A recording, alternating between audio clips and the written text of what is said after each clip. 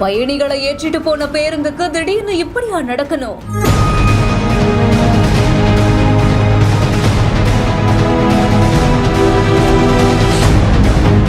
ஒரு பக்கம் பேருந்து, இன்னொரு பக்கம் சக்கரம்னு சாலையில் நடந்த அதிர்ச்சி காட்சிகள்.